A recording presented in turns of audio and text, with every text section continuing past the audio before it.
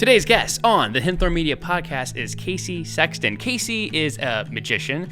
I actually shot his wedding a couple years ago, and he was in my band's music video called Smoke and Mirrors about 6 years ago, where he did perform some magic. I wanted him on the show to learn more about magic and have him do some tricks on the show. I thought it could be fun. What I wasn't expecting is he is aspiring to become a motivational speaker. And if someone who loves to indulge in motivational talk and listen to it all the time on YouTube, that was a great topic that I was not expecting to hit on during this episode. And anyone just trying to improve themselves or inspire others, I want to talk to you. So I really enjoyed this episode. I really enjoyed the drink we had, Corona Premier, one of my favorites. If you don't know how to open up a Corona Premier bottle, check it out. Start off with rolling your limes. Remember, this makes them juicier, and we are just going to go ahead and cut them up until we get a nice lime wedge like this little guy. Squeaky, squeaky. Next, you take your beer, you open it up. It doesn't get simpler than that. After that, just take your lime, squeeze it in. If you want to be extra fancy, go ahead and push it in there, put your thumb on top, turn it over, wait for the lime to go on the top of the bottle, and whale it. Corona Premier, you can drink 40 of them while barbecuing. Enjoy. Let's just do it. I'm ready. Let's go. Cheers. Woo. Let's see if this Corona Premier is any delicious for the first time. Dude, I love this beer. Smooth. I remember when they first came out with Corona Premier in, I think, 2018. Yeah. I don't know why I remember that. Yeah. It was a big deal for me. Corona is one of my favorite beers, and they came out with their own version of a Mich Ultra. Basically. Delicious. Basically. I found out about this from my brother. He's like, have you tried Corona Premier? And I was like, do tell. No, I've never even attempted to go to the Corona side, So Was this your first Corona? Yeah, this is my first Corona. Yeah, so yeah, not right now, but ever. But you had Premier first before Extra. Yeah, you weirdo. Yeah, I know. See, I'm not a heavy beer person, so the lighter the better, and this one's just goes down. Yeah. Oh, dude, it's like water. If you like barbecue with this beer, it's crushed. I don't know why Corona, the normal one, was the first beer that it was like vacation. My dad's like, you want a beer? you and I had two. And I was like, oh my gosh, I'm drunk. I feel it now. 19, because I got into the alcohols. I didn't drink in high school. I drank post high school. So yeah, because I'm super cool. I was a little bit of a rebel. So yeah. What's that? I drank a little bit early. So you were one of them cool kids. I drank late, and now I have a problem making up for it. I swear I've been drinking too much. I need to chill, Casey. Not that it's a problem, but I feel like I've been drinking too much beer. You know what? We've got our things, right? Right, but one of my best friends, you're talking about Danny, is a legit badass sober recovering. Oh yeah, alcoholic, and I'll talk to him I think I have a problem. He's like, yeah. He's like, yeah, I had 5 beers last night, and he's like, you're fine.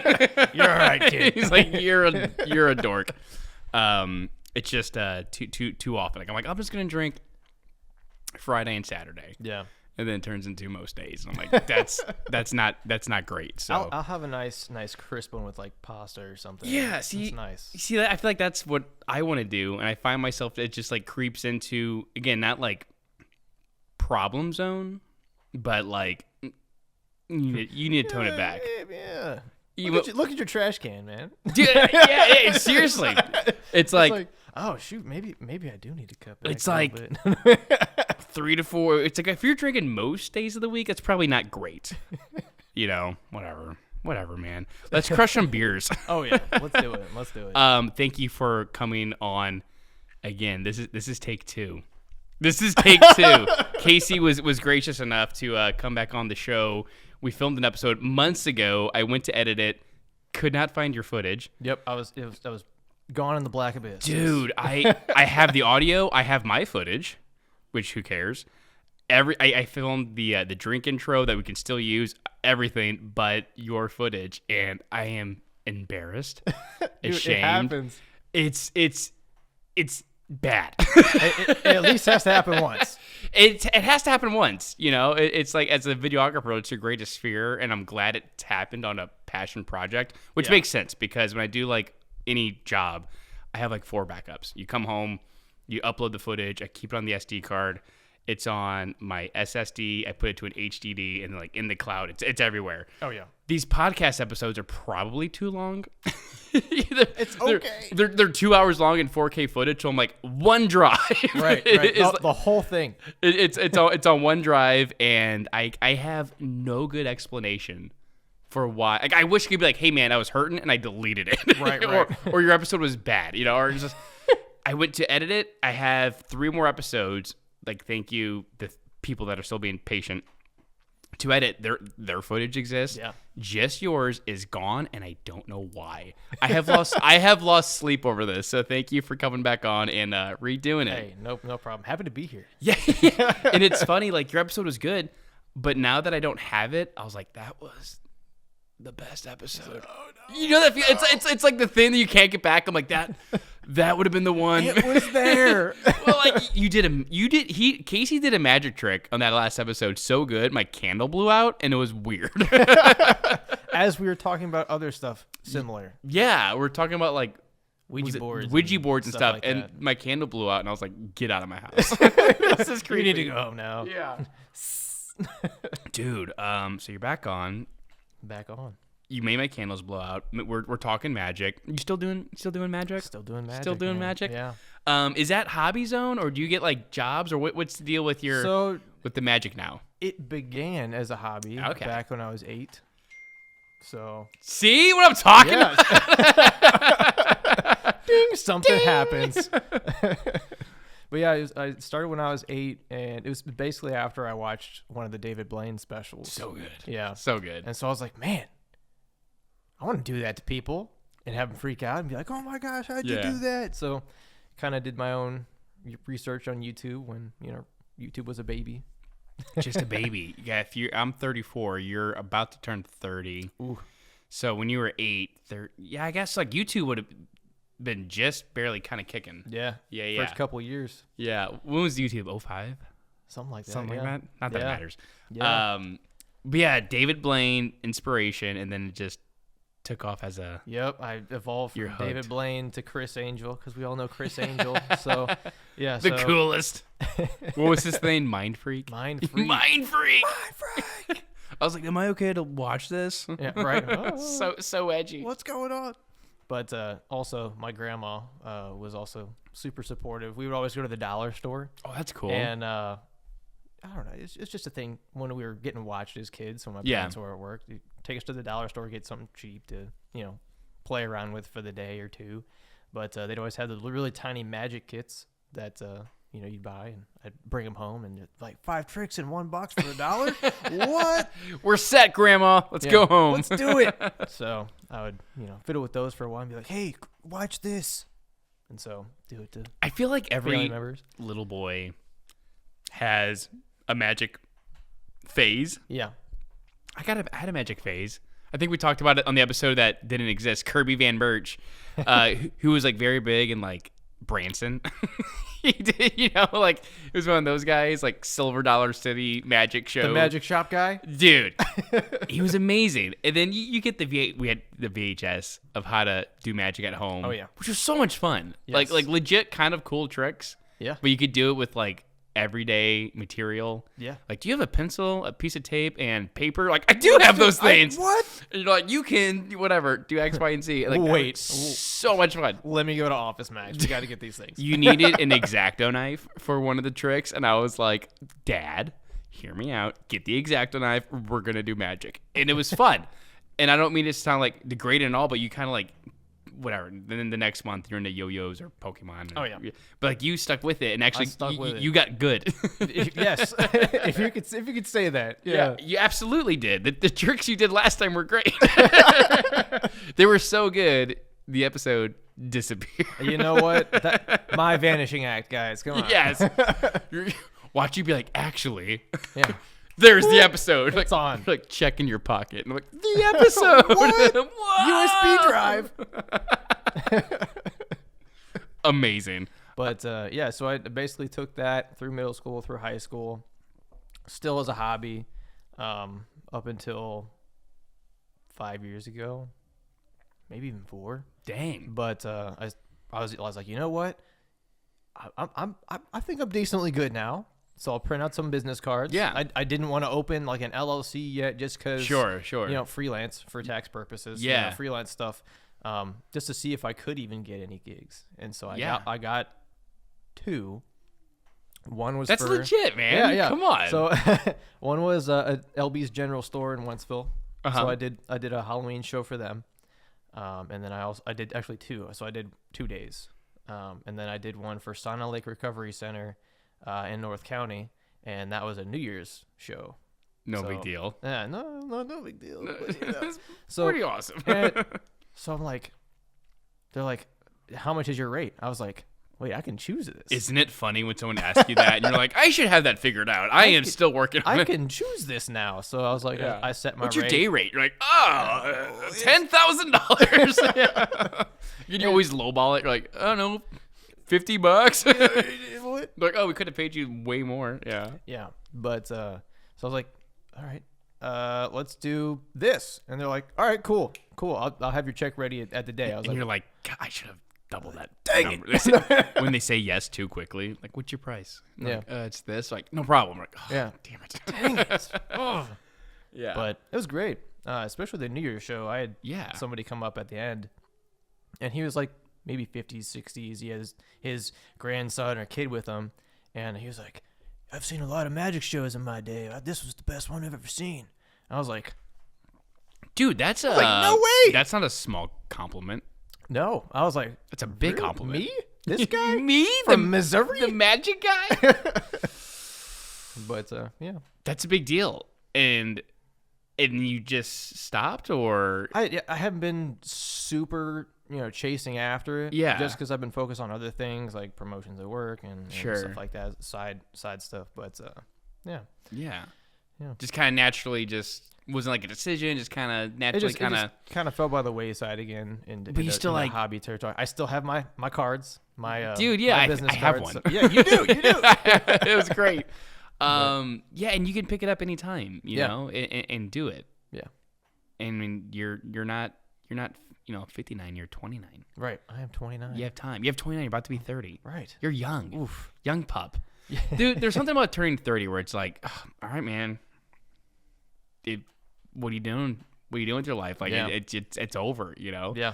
The dark side of 30 or 20 is coming to a close. Yeah. Are you feeling those feelings? Are you how are you handling turning so old? How many bikes have I had? It's about how many midlife crises I've had. Wait, how many what have you had? Bikes. Oh, motorcycles. bikes. Yeah. So you're past the. I'm on probably like bike number 5. Oh my gosh! So you're a master at this. One would say, I guess, but it's. I mean, you're 29. Yeah. Yeah. Like you're freaking out for no reason. Do you feel this way? I feel like 29 and 2026 is way different than it was in, let's say, 1986. Yeah. I feel like this could be bias, but I feel like our 29 is younger. Yeah. Am I talking on my ass, or does that make sense? No, it does. It does make sense, because if you go back, it's like once you're 30, it's like, the pocket square, and you've got the dress shirt on all the time, and it's like the jeans hiked up, and look at people when they're in their 30s and the 80s. They look like they're 45. They look way old. They look rough. I don't know if it was drinking more or smoking or just skin routines or just like, I don't know. If we're getting healthier, or I don't know what. I feel like we participate in less drugs. Speak for yourself, man. I don't know. My friend said it nicely recently. He goes, I think our generation is like let's just say people between like mid 40s to mid 25, whatever. But like, we're the generation that like refuses to grow up. Yeah. Like, I still play Nintendo. Like I'm 11. Yeah. Like a new Zelda. Hell yeah. Back in the day, you turn 30, and it's like, well, time to grow up. Time to do adult things. Exactly. Now. I gotta right? go whittle some wood or something. Yeah. It's like, I don't know. I just like, I feel like that generation, or it's just they would get older and just be like, they were adults. Yeah. I don't feel like we're adults. Like, we do adult things, but we still know how to be young and youthful. So it's like, I would feel like 39 for us is like 29 for people 50 years ago. And Probably. I am dying on that hill. I feel that. Good. I feel that. Yeah. I think I'm just trying to make myself feel better. Like 34 is not old, right, man? It's not that bad. I'm basically in my 20s, right? Oh no, but I remember, turning. I think 29 is harder than 30. Yeah. You're in a rough spot. Yeah. A little bit. I feel it. Okay, yeah. I feel it. When's the birthday? December. Oh, you got time. Then you're basically 28. You know what? Yeah, I've got some time. But You're good. Man, it's gonna go by so quick. December what? 21st. Bro. Yeah. Is that rough? No, not really. Is it like pre-Christmas? Yeah, very pre-Christmas, but my family always made it a deal to not combine Christmas and That's nice. and birthday stuff. So because I feel like that, like my mom's birthday is January 16th, when everyone's like hungover from Christmas, and I feel like she gets screwed. It's like, oh, we just did this. Like, I don't know. Here's some Applebee's. Let's go to Applebee's. Like, what else do you want? You just had Christmas, So maybe it's better just to make it right before Christmas. Yeah. Because post-Christmas is no good. Sorry, Mom. Yeah, post-Christmas and New Year's. Speaking of magic, how do you feel about the? I know you're a huge Harry Potter fan. How do you feel about the new Harry Potter on HBO? I don't know. Really? I don't know how to feel about it. Do tell. I don't know, man. I don't feel like it needed to be remade. I feel like the movies were enough. Interesting. I think. No, I'm not a Harry Potter fan, but so... I have opinions. Okay, opinions. Not really. Go ahead. No, go ahead. Let's talk about not needing to be remade. As someone who hasn't read the books, I'm assuming you have. Most of them. You've read all Harry Potter. A couple. The way I heard they're doing it, it's like each season is going to be a book. Really? Now that's so that's kind of cool. It's like, so if you've read the first book, there's only so much you can put in a 2-hour movie. Mm-hmm. But if you do like a 9-10 episode series and like the whole, like we're doing every season gets its own book or whatever you want to look at it, that's kind of exciting because you can fit more of that story into the episodes. So for that one take, like if they were just doing straight movies, like we kind of just did this. But the fact that it's going to be like episodic, I feel like that leaves room to tell more of the story that you love. Yeah, I do love the story. Yeah. See, now you're on board. I'll give it a try, but I just hope they do it justice. Yeah. The way so you're more Chris Columbus did when he directed the movies. Yeah. I think he just did the first 2. I think he did the first 2, and then it changed to somebody else. Yeah, I don't know who did the rest of them. He set the standard. Dude, Chris Columbus and John Williams. Yeah. Like they started it, and then everyone else just like, okay, well. Yep. We'll keep going. Because I don't think John Williams scored all of them, but he like wrote the theme. Yeah. For at least the first one. Yeah, he did a lot. Oh, he did a lot. A lot of the music. And Chris Columbus did the first 2, and then nailed the cast. Mm-hmm. Absolutely. And then so their footprints carry over, and you're such a fan of the movies. I'm so much of the fan. Yeah, so much fan of the movies. It's like how many times do you think you've seen those movies? More than I can count on my hands. Really? Yeah, like each one? Movie. Yo! Each movie. Okay, so you're probably more just like nervous. Like, oh, they're redoing it. Yeah, they're doing it again. I hope they do it justice. Because, man, Dan Radcliffe and the rest of the cast. As like a super fan, does it feel weird that it's just like it's already starting over? Because it's only been like 15 years. Yeah. Only. That's crazy. Maybe I am 34. But still, like 15 years isn't crazy. It's not crazy. It's like The Wizard of Oz came out in 1939. Mm-hmm. They didn't do a new Wizard of Oz in 55. Right. And then in 70. It's like they started making Wizard of Oz spinoffs, like Wizard of Oz spinoffs, like in the last 20 years. Mm-hmm. Like they let that sit. Yeah, they waited almost 50 years. Yeah, like the Harry Potter cast is still hot. They're not old. That should be the bar. If the cast is still like attractive, like it might be a little soon. Yeah. You know? So, yeah. I don't know. We'll see what happens. Yeah. That's for sure. I think when's it supposed to come out? This Christmas. Okay. This year. Nice. I think it's this holiday season. Did you watch the trailer? I've watched the trailer, yeah. Okay. Yeah. I don't know. No. I don't know how I feel. You seem like you hate it. No, I just don't know how I feel about it. Some of the casting choices, like the dude that plays Hagrid, I don't know if I want to see. We can't talk about Snape because we'll get canceled. Right, we'll get canceled. You're like, I don't like the casting, like Hagrid. So diplomatic. Because I've always seen. I don't know his name, but he's always been on like the British comedy movies. Yeah, like the comedy. Yeah. But I've always seen him as the goofy guy. Yeah. You know, and as a kid, seeing the previous cast guy, what's his name? Robbie Coltrane. Yeah. Because I've never seen him in anything else before. I was like, man, you're like, that's Hagrid. He is Hagrid. Right. That's a good point. Yeah. My only nitpick is like he looks kind of skinny in the face. Like, isn't Hagrid supposed to be like this big, he's supposed to be burly, the big guy? Yeah. Well, Robbie Coltrane had the big cheeks. Dude, he was like Santa Claus. Yeah, he was like Santa Claus in Hagrid form. Yeah, exactly. And the whole Snape thing, like, I'm sure that actor is going to absolutely crush it. Like, and he's like theatrically trained, and he's going to do a great job. But like, just from like a casting standpoint, like, I don't know, for someone like who like loves the books, like he's supposed to have like a certain like look to him. It's described. Like, that would drive me nuts. Yeah, it's described in the book.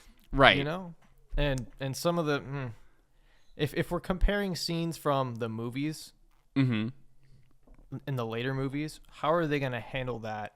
That's what I heard for someone. I don't know the story like you do, but it's like I heard this other podcast talk about. They're like, in the first couple books, like Harry just has like a suspicion about Snape. Yeah, like how is that gonna play? Like, I don't know about this other professor over here. I got a weird feeling about Snape. It's like, how is that gonna play? Wait a second.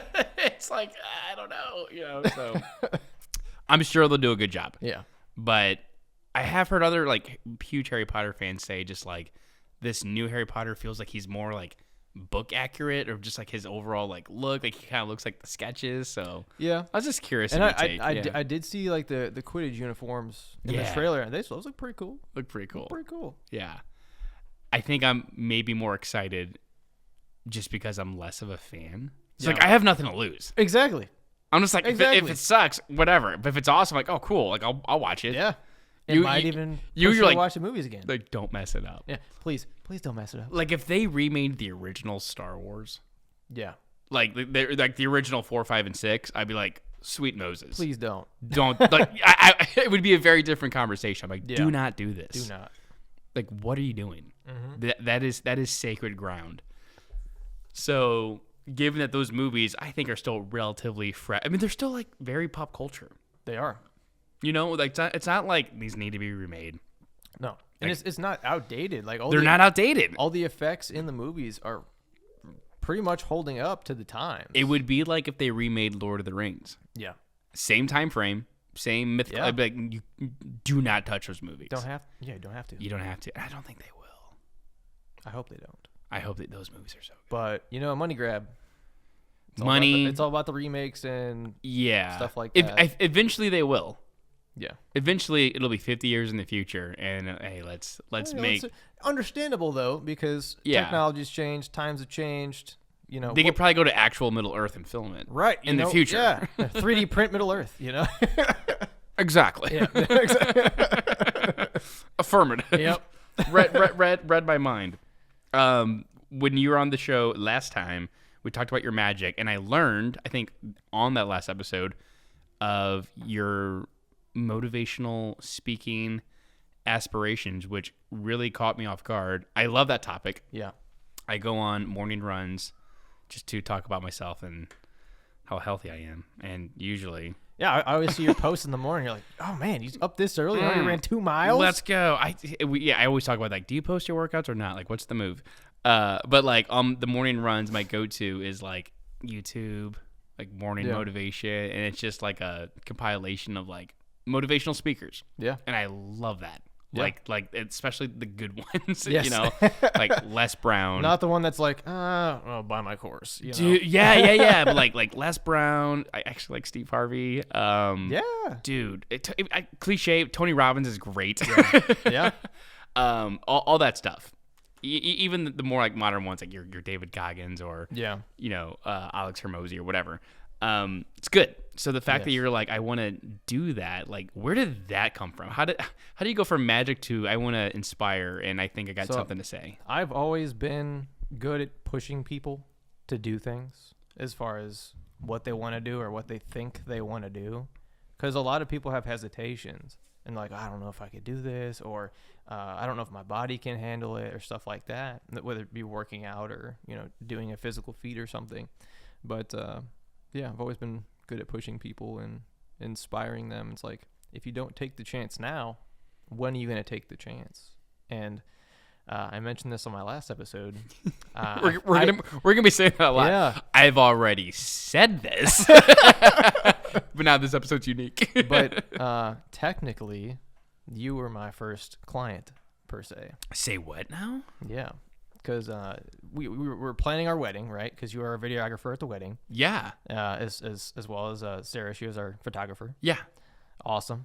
Great duo. Awesome duo. And she's great. Yes. We'll talk more about her later. Oh, yes. But you were like, man, I'm trying to do this full time. And I was like, you know what? I've seen your content. I've seen the quality and work you've put in.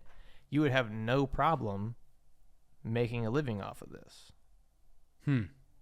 Yeah. Thank you. You're welcome.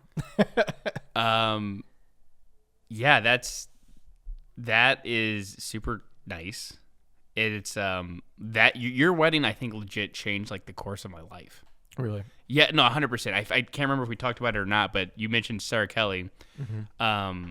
So I was already you got married in June of 2024. Mm-hmm. So I started the whole video thing in 2021, got into weddings around 2022, did a few of my own in 22 and 23, and like 24 was like, all right, let's do it more. This is it. Let's see if we can go full time soon, which I ended up quitting my job that November. Nice. So it was close. So you hired me to do your wedding, and we might have spoke originally like in 2023, like obviously ahead of time. Oh yeah. But meeting Sarah, she's been like now like a business coach. Yes. Of mine. Like she's amazing. Yes. She's incredibly nice and generous and like super like open about her process and how she handles her business. And we've grabbed lunch or coffee or whatever, maybe 2 or 3 times. And she was instrumental in helping me make that leap full time. Yeah. Just from like, hey, let me give you some like associate shooting work, or I'll give you some weddings that you can shoot for me. Oh yeah. And it gave me like the backbone, like, okay, I'm gonna leap, Yeah. And all that happened because like I shot your wedding and we were friends. Yes. And like it just like it's funny when you look back, you're like, because you can blow smoke up your own ass. I'm like, all right, I'm going full time, like things are going good, and you look back, it's like you need good people and you need someone to say yes to you in your first like when you're first getting started, to be like, yeah, I'm gonna give you, let's do it, like yeah. Absolutely. So thank you. And I'm glad you leaped, and I'm glad you did it. Yeah. Because look at you now. Look at me now, man. Podcast.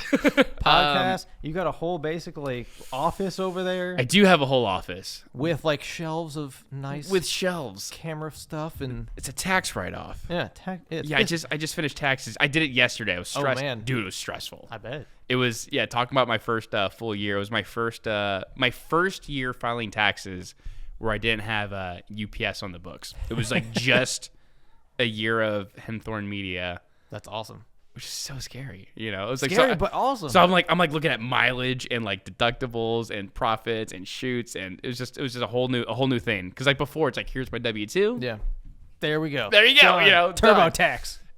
And this is like, and then you get like family, like, you claimed a profit this year. You're not supposed to claim a profit. What you mean? You get a better tax person, or like you're supposed to put your business in your wife's name and call Nigerian prince and launder your profits. There you go. You offshore moron. Accounts. I did my best, but whatever. So I handed in taxes yesterday, and it's a business, man. It's real. Exactly. It's real. I feel like I made that about me way too quick. We were talking about your motivational speaking. Yeah. And I was like, yeah, dude, I went full time and it's going good. So, but thank you. That was a nice segue to, I appreciate it, man. Absolutely. No problem. Yeah. And I still fully believe, you're on the right track. Thank you. Still going strong. Yeah. It's, let's talk about me some more. It's, I'll hand it back over for a second. Yeah. It's just, it feels cool to like have year 1 down, and now we're 4 months into year 2, and it's like it's starting to feel real. Where like last year was just a lot of it was crazy. But this year it's settling. You know, it's getting a little more routine. Like, all right, this is getting legit, and people don't realize it takes time. It takes so much time. And when people want to talk about like, oh, I want to be a TikTok star or I want to be a YouTuber or stuff like that, you constantly have to post content, and it's not going to change over the course of a month or 2 months or 3 months. If you're looking at trends in popular YouTube stars or TikTok stars, they're posting for years. Yes. Until they become, popular. You got to love it. Yes. Yeah. You got to make it your job almost, Yeah. Yeah, it's the whole TikTok thing too. It's just like you got to find a routine and do it, and it's like anything I think you got to be successful at is you got to do it way longer than you think it's going to take. Yeah. Almost to the point where it doesn't feel like it's worth it. Mm-hmm. Yeah. Like, is this even worth it? Like, this sucks. Do I even like this anymore? Yeah. Do you ever feel that way about things that you genuinely love, but when you try to, like, push it, you're like, I don't know if I love this. This is hard. Yes. Yeah. So when I transformed my YouTube page that I've had since I was, 11 years old, I had 23 subscribers. Woohoo! What's up? But I started posting motorcycle content. Yeah. And I was like, man, I keep posting. I keep getting subscribers. So I'm up to like 1,200 subscribers on YouTube now. So I'm like, yeah, dang, buddy, let's go. But posting motorcycle content almost every week. It was like, man, do I really still want to do this? Like, is this my need? Do you get? I have these thoughts, and they sound like very egotistical. Where it's like you got some success in the motorcycle stuff, and then which is great, and you can like double down on that and make that better. And do you have these thoughts? You're like, is this really what I want to double down on? Is this really who I am? Yeah. Could I? Maybe I'm more than this. It's normal to feel that way. It's. I feel like that's such a dumb way of thinking, and I do that all the time. You know, like I'll pray for something, I'll get it, and I'm like, but maybe I can be more. Maybe I can do something else along with this. Yeah, it's really dumb. And that's where my motorcycle versus motivational speaking stuff kind of clashes. I'm like, maybe I could transform this into motivational speaking, but am I going to lose subscribers because it's not technically the content they subscribe for, or whatever? But yeah, it's like you have everyone online is like pitching like create a brand. Build a brand, but it's like hard or niche down. But it's like, how do you? But you have so many things that you're interested in: motorcycles, magic, motivational speaking, being handsome, all the all these things. It's like, how do you like just double down on one? And maybe it's like, I've heard this today. I bought recently a course of how to like make better content, but she had a really good point. Where she's like, whatever niche you pick, it's already oversaturated. Yeah. So, like motorcycles. Yeah. How many people make motorcycle content? A lot of people. Why start, Casey? A lot of people. Right. Why do it still? How many people make motorcycle content that's also a magician? Right. That's now smaller. Right. Now you're maybe talking about 100 people. Yeah. Now how many people do that plus magic plus give motivational maybe 3? Maybe 3 things? Maybe 1. Maybe it's Casey. So it's like the idea is like, pick your niche, but also like don't forget like you are truly, not to get too snowflakey, but like you are truly like a unique snowflake. Well, thank you. like you like no one else is Casey. Double down on that with a brand that you can present, and then there is your magic. There you go. Yeah. Magic on all accounts. I didn't mean to do that, but yes. Yeah. It did sound like it's magic, baby. It is magic. So I think that's the trick. Yeah. It's like pick your niche, but like do what makes you unique. It's like with my wedding business, like that's the meat and potatoes. That's how I'm mainly putting bread on the table. But I'm a musician, and I do music videos as well, and I love all of that. Yeah. And I really struggle with that. Like that's my main like hang up right now. It's like I do weddings, and I want to be like the TikTok wedding guy, because that's my business, or that's how I can like really like make a living. And I do love it, but I also love music videos. Yeah. So it's like, do I talk about both? Do I neglect it? Do I double down? Like, maybe that makes me unique because I do know how to like use music. I feel like better than most videographers. You won't know unless you try. That's true. So, but I come across your videos all the time because I follow you on TikTok. But, my apologies. Watching you grow from 127 followers to like I think it's over a couple thousand now. Almost. It's right around 1,800 as of filming this. Yeah. Slowly, but it's growing. You know, just the consistency of posting every day. Mm-hmm. I can get about 5 to 10 new followers a day just from reps. And that's where people quit so hard. They expect everything to be an instant payoff. Yeah. And like, oh man, I made a week of content or 2 weeks of content and I didn't get any followers, blah, blah, blah. It's like, and then they stop doing it. That's just not how it works. Going back to this course, and I think this is a good point, it's like you need to have like a very strong, like, why are you doing it? Yeah. And if it's for you, it's like you're probably going to fail and you're going to burn out. Yeah. Like you want to be like a motivational speaker. Like you want to help people, You want to help people follow their dreams and do it and reach their full potential. Like that's a huge why. Mm-hmm. Like if you had a TikTok account about that, I think that could be huge. Yeah. Yeah, I might just have to make it a second page, So. Yeah, or just start talking, Yeah. Like I don't know. Yeah, because my main audience would be high school / college students. Oh, interesting. Because we're in a day and age where these young people are so discouraged by the job market, the economy, and stuff like that. But there are really good avenues you can take and make the correct decisions to make sure you're not following like the poverty path, Sure. But there's so many options. I can dive into some options if you would like. But I would love to dive into some options as somebody who took 6 years to get a business degree and now does not use it. There you go. I would love to know, like, because I would do it so differently now. Like, what advice would you have to someone who's in that age frame of 18 to 25? Where would you direct them? So the school system pushes like you have to go to college, or if you don't go to college, you just go straight into the workforce. They present two very distinct options. Multiple options exist, and they don't push those. Like you could go directly into the workforce, but you can go into a trade and join a union. That's where you make the big bucks. If you like doing things with your hands, make sure you're in a good union, one with good standing and good benefits. Because there's some crappy unions out there. They're like, oh yeah, we're a union, and then they don't offer anything. But yeah, trades, pipe cover, woodworker, carpenter, or electrician, and like all my family's in trades, and they've all done really well.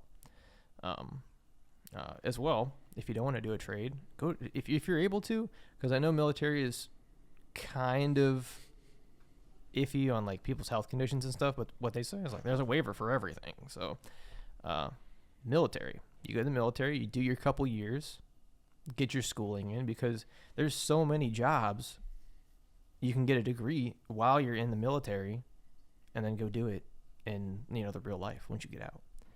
Not only now you have military service under your belt, those benefits, but you can literally get trained, be paid to train, and go do it in the military, and then go jump out and do it in real life. Or you can go to college and the college route and she your. I think the trade route is stellar advice. Yeah. My mom brings that up constantly. She's like, she had 3 sons, and she's like, you all should have just done a trade. Be an electrician, be a glazer, whatever. Yeah. Get in a union, because it makes good money. It does. Like straight up. Full disclosure, I took 6 years to get a business degree. I worked for UPS. I believe it's a Fortune 50 company for 12 years. Yeah. I was in, we'll talk numbers. I was an international sales rep for freight forwarding. Okay. Dealing with ocean containers coming through. Wow. Brokerage, international air freight. I was the one going to middle market accounts and enterprise accounts all over Missouri and Illinois to close millions of dollars worth of business. Whew. What was my base salary? Tell me. Just take a guess, like within a realm of possibility. Like, what do you think that job would pay? I feel like this is gonna be a trick question. No. It's not. It's not. 50, 60K. It's actually very good. My base pay was $65,000 for like that level job. And you're managing those accounts, dude. It was my point is this. It's like, now there was like the company car and perks and stock op. There was all the little razzle dazzle. Yeah. When I say the amount of stress with that type of job for the paycheck, dude, I would have been happier working at McDonald's. Yeah. It was brutal, you know? And I think if you get into a good trade, you're going to be making more than that. Yeah. Your base pay. I feel like those people are probably making 80, maybe six figures. Oh, yeah. Right? Most of them, yes. If they stick with it and they're still going, usually, exactly. Yes, you become a journeyman. That's what I'm saying. And, like, I didn't want it to get into like too personal stuff, but like, I just wanted to say that, listen, I took 6 years to get a business degree. That was hard. That was debt. That was money. I got I worked 4 years in operations. I got a sales job. I worked 12 years. Yeah. So many college classes. Dude, I lived in like the, we were to call it the student center to learn, to like get tutored, to pass math, all this stuff, $65,000. Yeah. And then I hear like, oh, if you go to clown school, you make $50,000 like right off the bat. It's like, oh, if you go to clown school, dude, like, apparently it's really hard. But like, that's always my bar when I hear other jobs. It's like, if you whatever, it's like you would think, I feel like that job should have been paid at least six figures base salary. Yeah. Because it was clients, it was pricing, it was just a cliche corporate America Zoom meeting, in-person meeting. Yeah. You're talking to CEOs and you're closing deals. Oh, yeah. Q1 and Q2. Dude. And, get all these deliverables. We'll circle back. We'll put a pin in it, and we'll get the ball rolling, and we'll circle back next Tuesday. Does that work for you? It's still in me, and I hate it. But we still got 20 minutes. But, like, if you could just learn a trade. Yeah. And just go, and now you have no debt. Yeah. You go right into making money. Yeah. You've learned skills. You do. And what people don't realize is, like, yes, it's a great job. But you can also, on your days off, do side jobs if you wanted to. Yeah. Know, go do an electrical panel one Saturday and charge X amount of money. Yeah. Have a side hustle, because now you're licensed and you learned it. Yeah. Go do it. Right. You know? I think it's great. Like, again, I wanted to provide some of the information I had personally, because I feel like if I could rewind time and like do that, or if someone's watching this, like, that's the move. Yeah. You know, and the reason why I did the college route, like, God bless my dad, like, that was like his dream. Like, all three of my boys are going to go to college and they're going to do it, because he didn't do the 4-year college route. I think he got his associates and like finished enough classes to like do what he needs to do. But like, he couldn't reach certain like corporate levels, because like, you got to have a bachelor's degree. You know, it's like, oh, if we have that, you know, then they could do better. Right. But now, like that, now everyone's got the degree, and like, it means nothing now. Yeah. And thankfully, I did the whole community college first, and then I went to University of Missouri St. Louis. Yeah. But some people are spending $100,000 on school. Yeah. And doing nothing with the degree. It's like it feels very much like a scam. I'm very passionate. It does feel like a scam. Just because. So I did the A+ program in school. I did my 2 years and whatever. Right. And I was gonna be a cop or whatever, but I'm a dispatcher now, so I'm now a dispatcher. So sounds that's hard. We can get back to that. Yeah. But anyway, so I went that route. And I hear about all these things like, oh, you gotta have a degree for this, but then they only pay, you know, 40, 50 grand. It's like, how can you require? That's what I'm saying, man. Something that costs $120,000, and I'm barely making my payments. 40, 50 grand on my school loans. It's not enough. Yeah. In today's day and age, like 50 grand salary. I mean, again, it's still, I think average in America is around like 36 grand. Mm-hmm. But like, if you have like a family of four, like I do, a base salary of 65,000, even though that's a solid job. Yeah. It's not like, oh, we're comfortable. You know, it gets a little tight, you know, and it feels like for the level of work that I have, it's like basically it's like you do everything right. It's like we should be comfortable right now, you know. And then it's like, oh well, it's time to pay your school loans, dude. Here's the $750 payment you owe every month, and student loans, and apparently I think student loans are the only thing you can't like claim bankruptcy on. Yeah, like you can start a business or do whatever, but bankruptcy and oopsies, but it's always there in the background. But the 18-year-olds that we scam right out of high school to go, hey, pick a career and then give us it should be illegal. Yeah, it should be illegal. It's almost a form of predatory loans because the rates are so high. Yes. The interest rates are so high. You can still pay on time. The amount in your amount still goes up. You're like, I've been paying for 15 years, and I haven't made a dent in my loan. That's messed up. But anyway, it's messed up. We're doing good. Yeah, we're doing fine. Everything's fine. We're good. It's fine. We're good. It's all good. Yeah. I feel like the only worth it career fields that you would absolutely need stuff for is like doctors and like engineers and stuff like totally that. Agree. Because you're making, $100,000-$200,000 a year, and you're able to make those payments, and it's like, I'll pay those off in 5 years, Right. I'm making, 6 figures. Very true. And my dad did have good advice with that when I did get my degree. He's like, because I was like, I just wanted to be a rock star. Yeah. I wanted to be a professional musician. And he's like, well, if you don't know what you want to do professionally, besides that, he's like, just get a degree in business. He's like, then you can use it for everything. Yeah. Which was smart, because now that I'm doing what I'm doing now is like, there's still like, it still connects. There's still some fruits from that effort that carries over for sure. You learned something that you're applying today with that. Yeah, 100%. And I think the biggest thing I learned from college was just learning how to learn. Yeah. And learning how to handle stress and deal with pressure and deadlines, and like I would still say working part-time at UPS. No, I was full-time at UPS and going to school full-time. There was like a 2-year period where I was like, whew. Dude, it was school from 10 to 2, and then UPS from 2:30 to 11, and then any free time was studying. Studying and homework. Studying homework and doing the old Captain's Courageous band practices and going to the studio on the weekends. It was just like that time period was like, it was the hardest of my life. Still have your guys' albums on my phone. Hell yeah. But like that like studying, getting your degree, working for UPS, like even like starting a business and having a family, like I'll look back to that time, I'm like, it wasn't as hard as that. Yeah. That was the worst. Yeah. That was hell. Yeah. So like I think doing hard things, and even though the degree could have like panned out better, in general, I think you can back this up, like pushing yourself to accomplish something that you may not think you can do is always beneficial. Absolutely. Yeah. 100%. Yeah. Even exercising. Yes. Yeah, exactly. You don't think you can run a mile? Go run a mile. Do it. You can do it. Go do it. You can do it. But coming around to that, the basis of making sure your life is on track is staying good with the law. Say what now?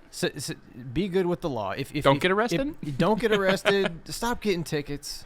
Like if you're, we're talking about college. Like just stay off the streets. for real. If you're constantly chasing a bond, or if you're constantly chasing a court date, or I got court, this month and next month, you got court costs, you got to show up maybe.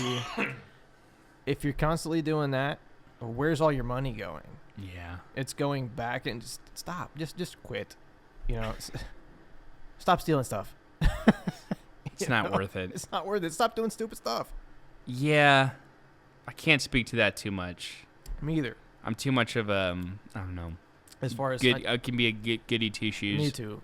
I've not had that problem, but in my line of work, being a dispatcher, yeah, like, you've talked to people struggling with because we talk to people like that, and we run. People don't know this, but we run everybody for the police. Like if they're running somebody for warrants or their driving status, whatever, they run through us, so we get to see everything. It's a lot of the same people. So yeah.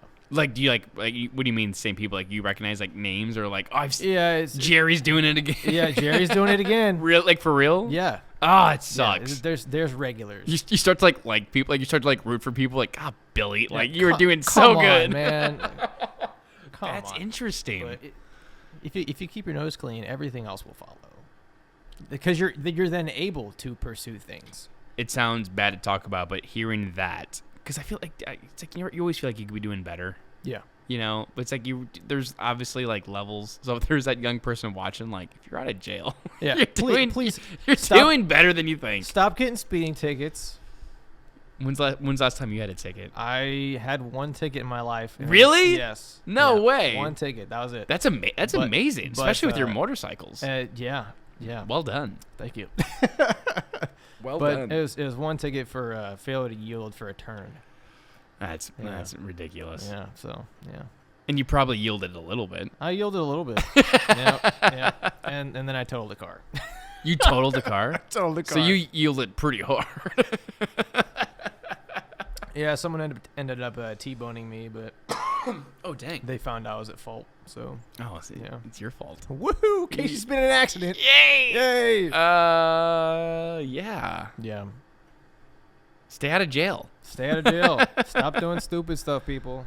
Yeah, you can't pursue things if you're constantly chasing court dates. I feel like that's step one. Stay out of jail. That's basic. And after that, just I don't like. I have 4 kids. I don't think I'm gonna put the whole college thing on them at all, unless they're smart enough or want it, like lawyer, doctor. Oh yeah, that might be it. Pilot. If you're doing the big buck jobs, if there's something specific you want to do, sure. But if you're like, oh, I'm just gonna go to college and I'll figure it out. No, you're not. No, you're gonna go to a trade, make money, and save so much money. Yeah, and be in a way better spot. Oh yeah. Yeah. Yep. That and investing. I don't know much about investing. I know very little. Yeah. My brother has really dove into it. So much where I just fired my investor. Oh yeah. Yeah. I just fired him. We're in the process of like transferring our investments. Because my brother just figured out like how to do it, and it's really easy. Like to open up like a Charles Schwab account. Yeah. And do your own like stock picks, and I mean like basic level. Yeah. And I say it's easy as to he did all the research, and now it's like a click of a button, so it's easy for me. Because so he's like, let me set this up for you. He spent like a good 3 to 6 months with like books and like ChatGPT and YouTube videos. And he's just like, what is going on? Because if you work with like a normal like investment firm like I had, they take 1% of your investments, which that doesn't sound that bad. 1%, whatever. Yeah. What that 1% is let's say you save up like $1 million for retirement. Yeah. When you retire, you take money out of that account at like a percentage. So your retirement, that $1 million will grow like 8%. So it's like, to be conservative, you'll take away, let's say 4% out of that $1 million. And then that will be your yearly income is 4% off that $1 million. And your investors will now take 1% of that 4%. Right. Which is hundreds of thousands of dollars. So when you're first signing up with these people, we're like, it's 1%. No, it's really like a quarter of your like long-term savings. So like he figured that out and was like, that's not happening. Yep. And got ahead of it. So I'm doing something else. Thank God for a bigger brother, and I explained that very crudely. But he got real nerdy with it and figured it out. He came over like last Saturday. It's like, let's line you out and figure out your accounts and make sure it's good to go. But then after that, it's autopilot. Yeah. And I would tell anyone investing, like, just get a Roth IRA.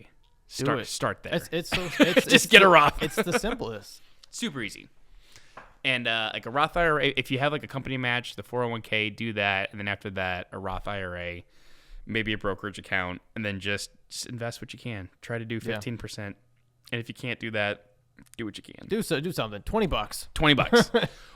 Honestly, do $20. Like, just build up the muscle of like, where does this go? Right. You know? Yeah. Let me put this away somewhere.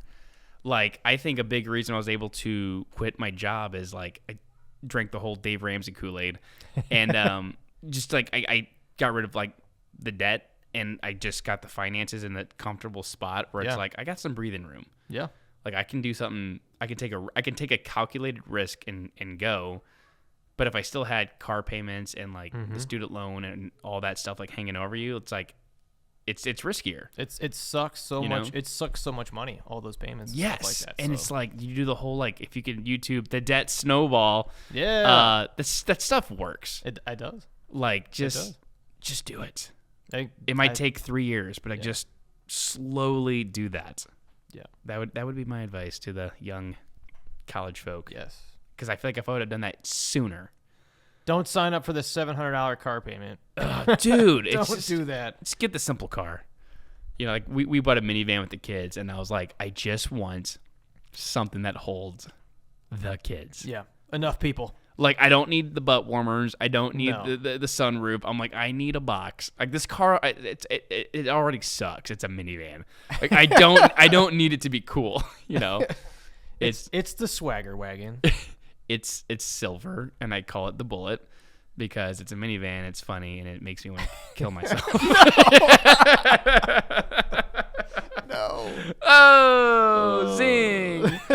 Oh, brother. We're having fun. We're having a good time. Having a great time. Oh, we are all over the place, and I like it. It's good. Mm-hmm. But oh, man. I think going back to the basics of how I'm a good motivator for people is yes, please. My dad instilled in my brother and I when we were like, I can't do that, or I can't. It's like, I don't want to hear you say you can't, because it's negative self-talk, in the basics of it. If you don't try hard enough, you're not gonna know. That's awesome. So your dad instilled that in you guys. Yeah, that's huge. I don't want to hear I can't. Just do the thing, But yeah, that's huge. You had a good dad. It is, man. Dad's awesome. That's awesome. Yep. That's really good. You'll be a good dad because of that when that time comes. And I try to like throw stuff at my kids with that stuff. Like one of our sayings is like, whenever like I go for like a run or I do something, I do something I don't want to do. I tell them like, I don't want to do this right now. Yeah. But I'm going to anyways. And I'm like, why? And they're like, because doing hard things is good. Exactly. I'm like, yes. Yeah. Let's go. Yeah. Because doing hard things is good. It is good. It's like if you're always comfortable, like I feel like that's when like depression creeps. Mm-hmm. My anxiety can spike, Yeah. Like if I go like 3 or 4 days without running and I'm just like, like say drinking the beers and like you're not like earning your dopamine. Yeah. I start to get bummed out. Yeah. But if you do those hard things, like wake up early, like get your exercise in, eat a little cleaner. You do that for 3 or 4 days, like you start to feel kind of good. Feel way better. And then you have a beer on a Friday night or on a podcast where you kind of feel a little earned. You're like, let's go. Right, this is great. cool. I got a little little gift. Come on. Yeah. Yeah. You earn it. You earned it. Earn your dopamine. Yes. It's like if you just wake up and you're like, time for donuts every day, like that donut's not going to hit. And then you're going to wonder, like, aside from the donuts, but like, what have you been doing all day? Nothing. You've been doing nothing all day and you wasted your off day or something like that. Yeah. So. That's something I'm slightly like obsessive over is like productivity, planning, even like you mentioned a topic like enjoying like an off day. Yeah. Because you can like relax wrong sometimes. You can relax wrong. You know what I'm saying? Like I wasted I didn't do anything today. It's like, do you do anything to like plan your days or organize your day? You have a lot going on with your job, your hobbies, your motivational speaking. Like, do you have a process for it? Do you wing it? I'm always curious. It's really day by day. Yeah. It usually bases on like the day I had before. Like if I need an extra couple hours of sleep, I'll take a couple extra hours of sleep and then do what I have to do. Oh, interesting. Yeah. But or if I need, I gotta go. I'm gonna go take a ride. I'm gonna go take a ride one day for 3-4 hours and then come home and So. Oh, you'll just go. Just go. That sounds healthy. Yeah, it's healthy. It's healthy. It really is. So you'll just just take the bike out and just like go 2 hours this direction. Yeah. And just. Feel something, or just be out on the. It doesn't have to be. Stupid question, real quick. Is there music involved in that, or is it just okay? Yes. So, story about that. Yeah. So I've upgraded from a trike to a sport bike to a cruiser and to a bagger, which I have now. It's a Indian Challenger, which has the built-in speakers and stuff like that. Oh, cool. So I'm always constantly listening to music over the speakers and just vibing. So I feel like that would help. It's great, and it doesn't necessarily have to be a long destination. Just being out and riding some back roads is great. and just doing it. Yeah. Yeah. Yeah. A little self-care. Yes, self-care. Always take a moment for self-care.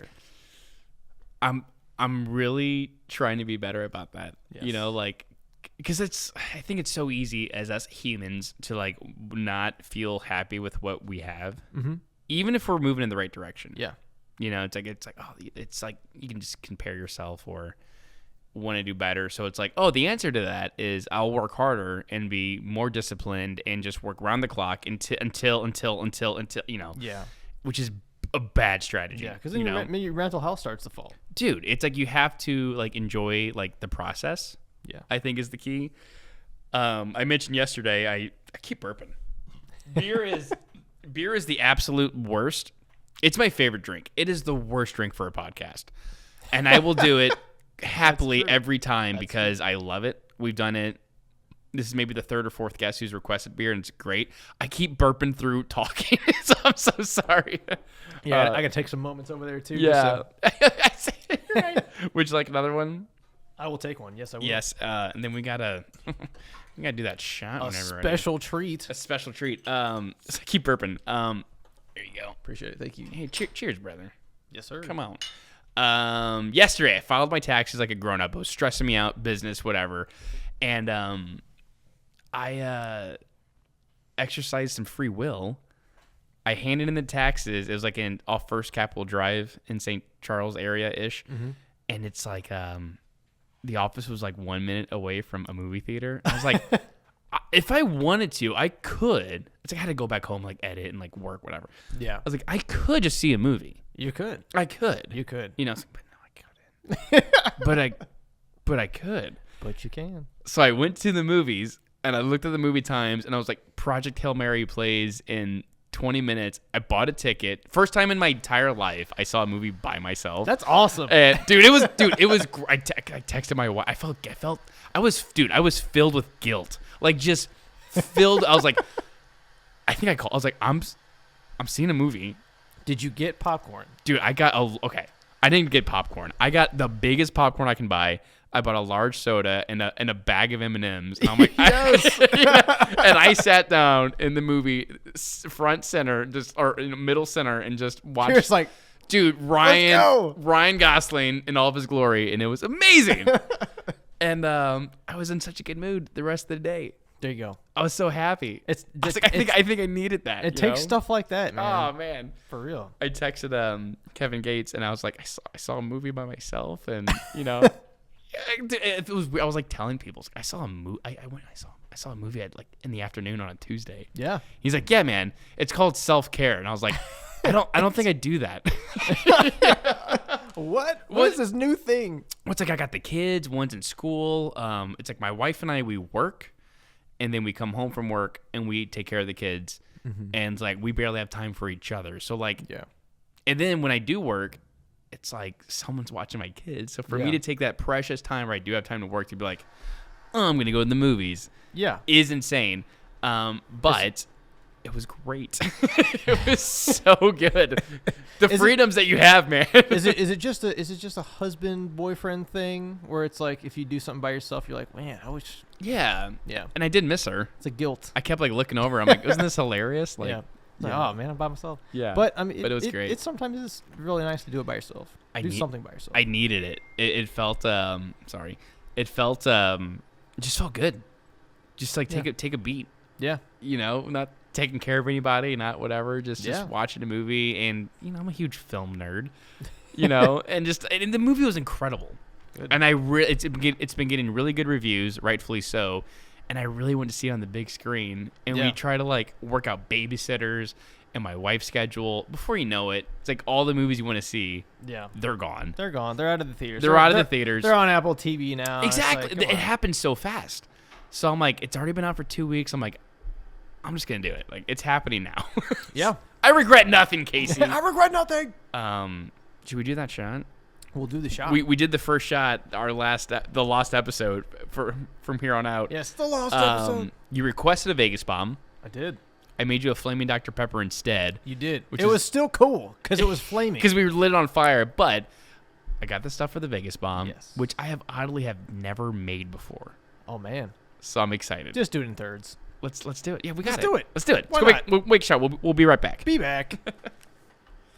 And we're back. With a shot that's gonna keep me up all night because it has a Red Bull in it. Oh yeah. You maniac. Does caffeine keep you awake like me? No. I've had guests request coffee before, and I'm like, Coffee flight. I'm like, I don't know about that. I don't drink coffee past noon because I'm a child. Yeah, so I'm on the energy drink train pretty often. So you're completely immune. Yeah. Should we do Vegas bombs? We shall Vegas the bomb. Let's the first. Okay, actually, the second shot on the podcast that's ever been done, but the first one that's ever been filmed that exactly. Release. That's still around. Still the first shot on the podcast. Cheers. We'll clink it. We'll clink it. I like it. Boop. Cheers, brother. And then drop. Come on. Skabloinks.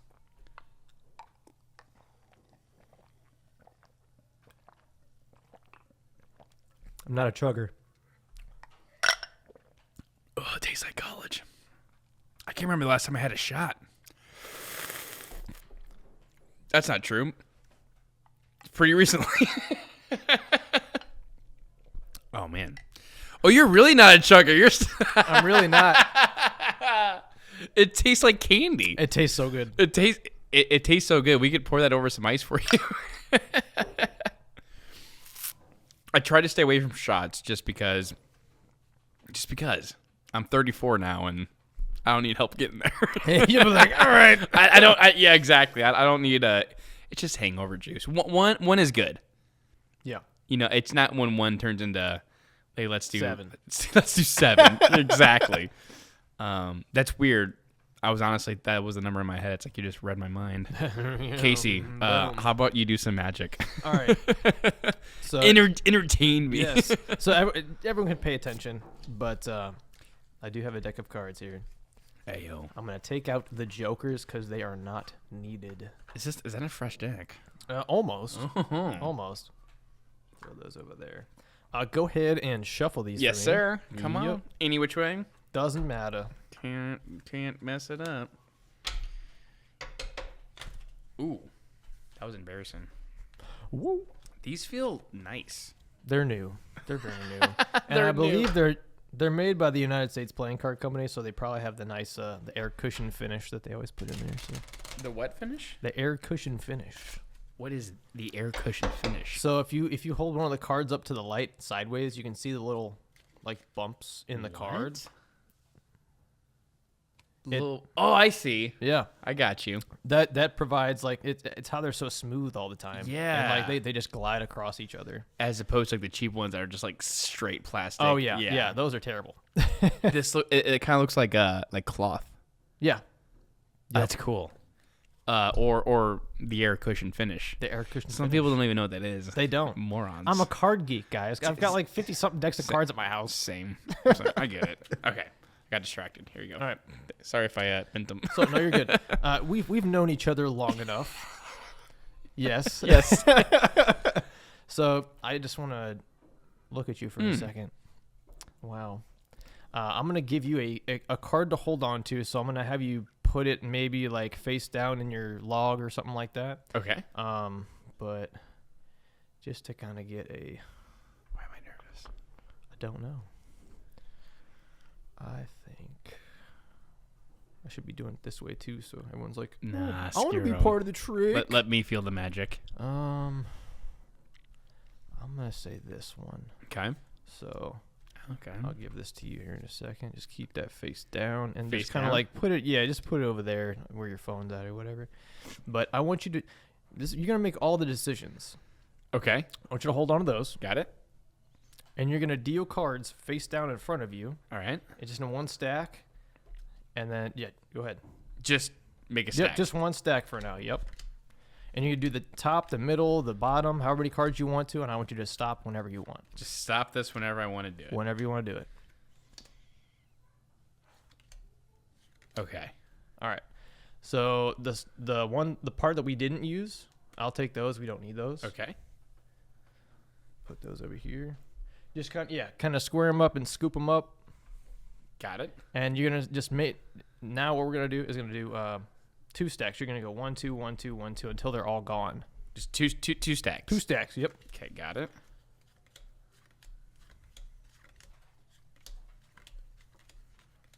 I'm good at this.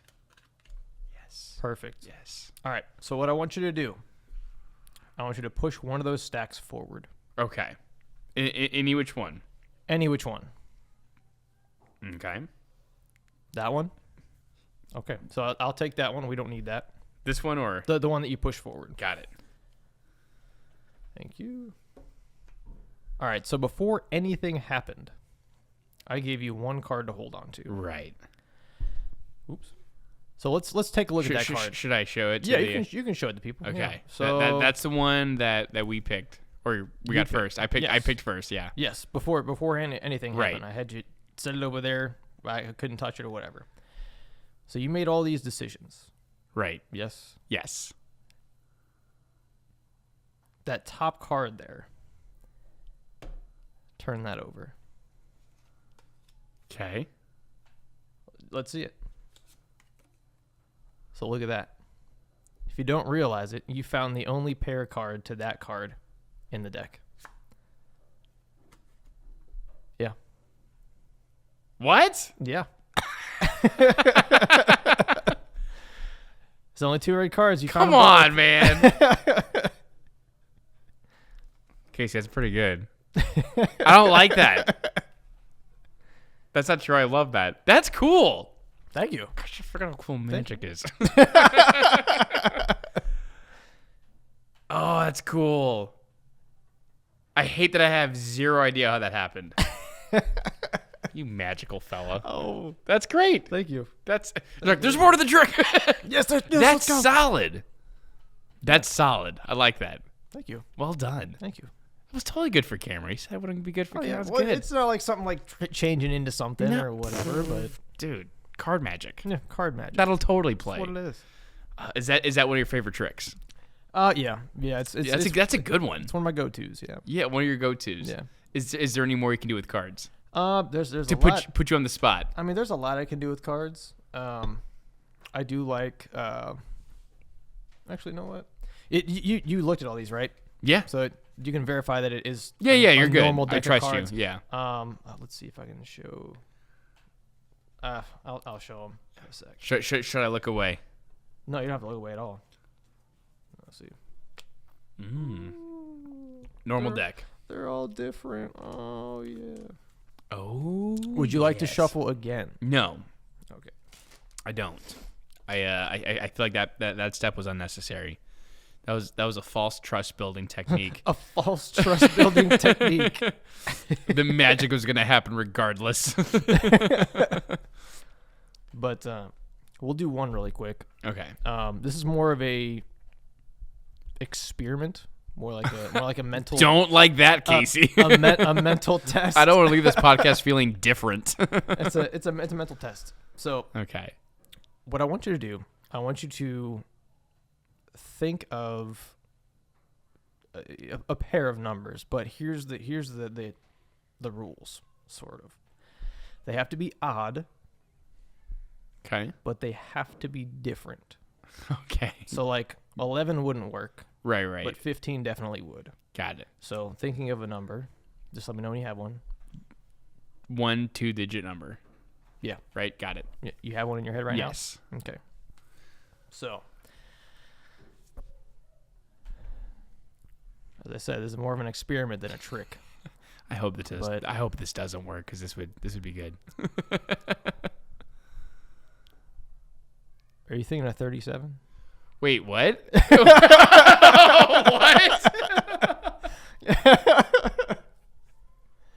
What?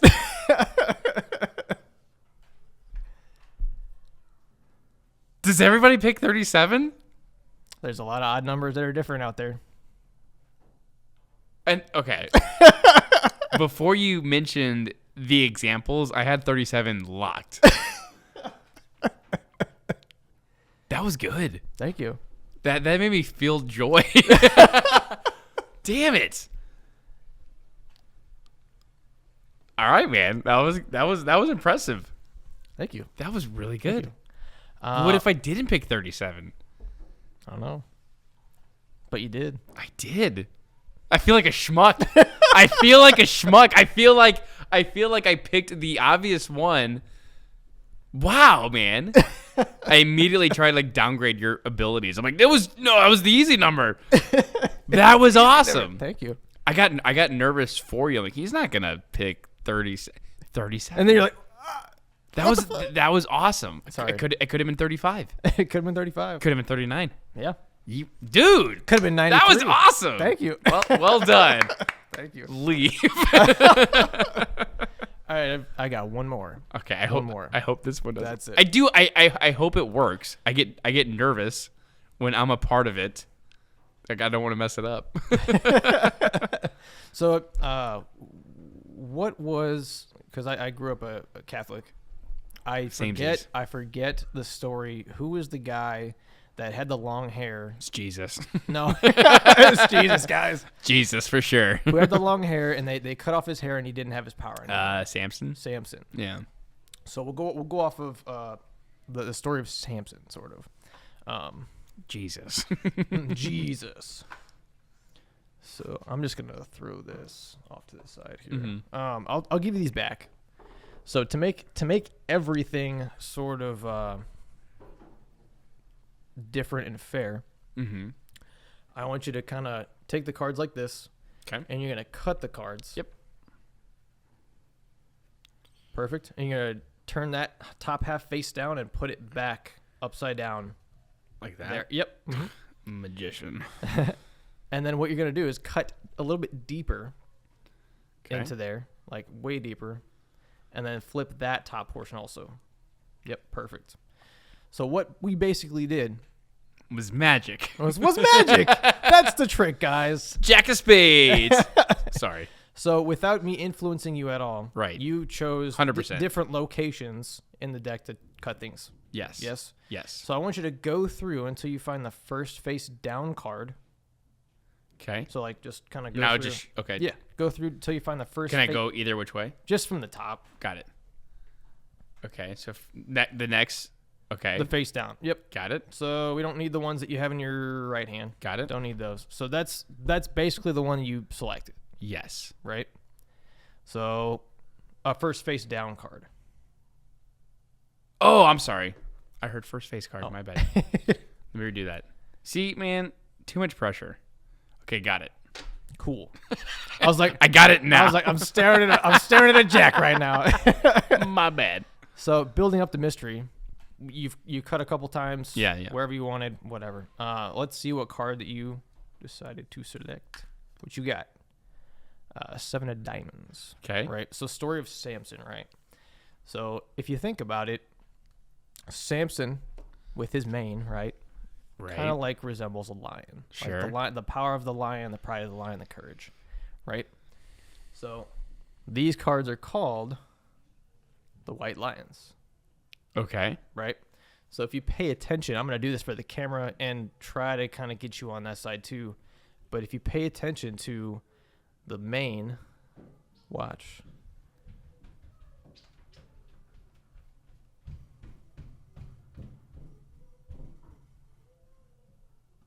You see that? In the mane. What's happening? I'm not. Look in the mane. There's a 7 of diamonds in the mane. Wait, what?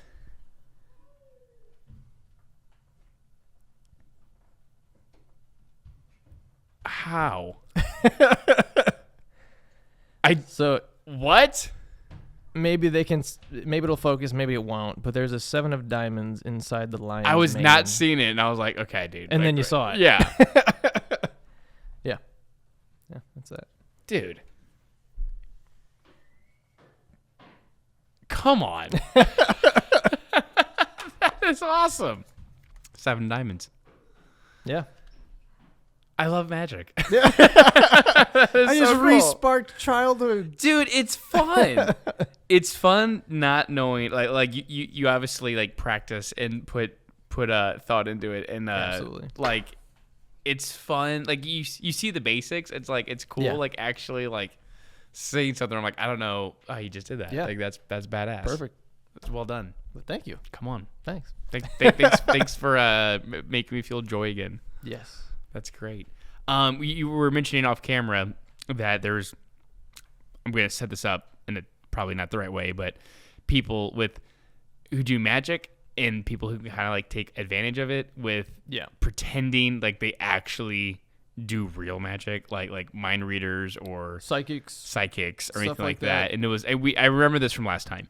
It was kind of like a sore point of yours where they kind of take advantage of maybe some people that are actually hurting or grieving, and like this is purely for fun, and we both understand like there's a trick to that. It's fun, you're a professional, and it's great, but like some people can use maybe similar techniques and gain money and give people false hope, and those people are probably not the greatest human beings. So there was go on a rant, Casey. There was ranting. There was a guy way back in like the 80s, 70s. His name was James Randi, and he's a good guy. It's funny if I was like, go on a rant, you're like, all right, Tim Robbins. you name like one guy. James Randi is the good guy here. Yeah. So his whole thing, he had a show, but basically he would bring these psychics on the show and give them a chance to do their act or their thing under test conditions. And the prize was if you're able to do that under these conditions, here's your $1 million. No one was able to do that. No one did it. Because they'd be like, oh, well, you can make a page turn. Awesome. Cool. Let's sprinkle a little bit of like paper in front of the paper or in front of the page. Yeah. Couldn't do that because he's blowing on the page to make it flip over. There's like, oh, yeah, the vibes aren't right now or something like that. It's ruining my powers. It's ruining the powers. I can't do it right now. It doesn't work like that. Same stuff. But nowadays, and then there was nobody that won the $1 million. Nowadays, there's a TikTok guy. His name is Dustin Dean Mentalist, who also has a open, similar to James Randi challenge. Yeah. Prize, I think, is like $10,000.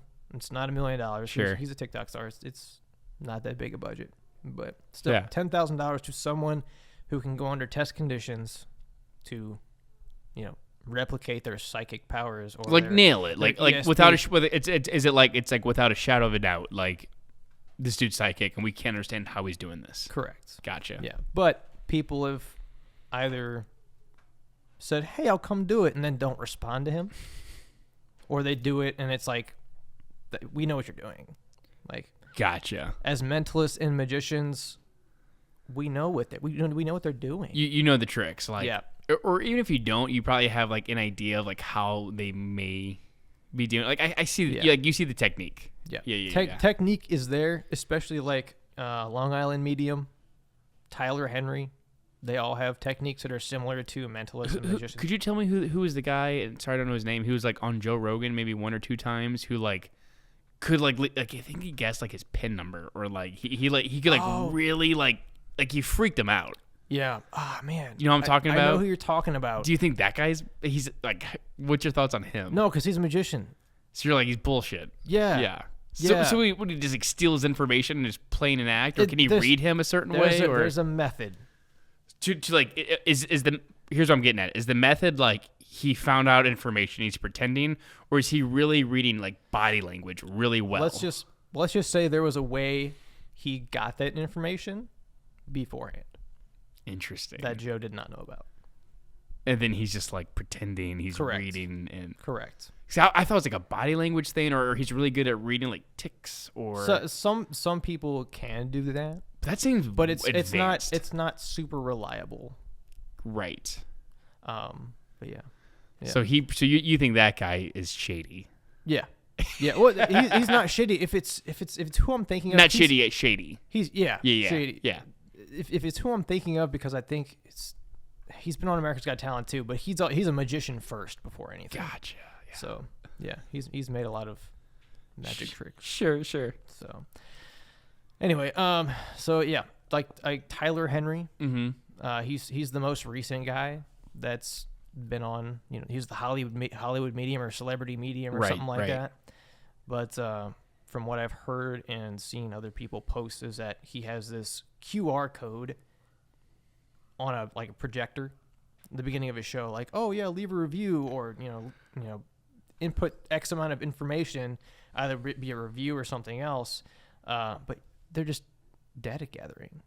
Like you do the QR code and fill out the survey or whatever.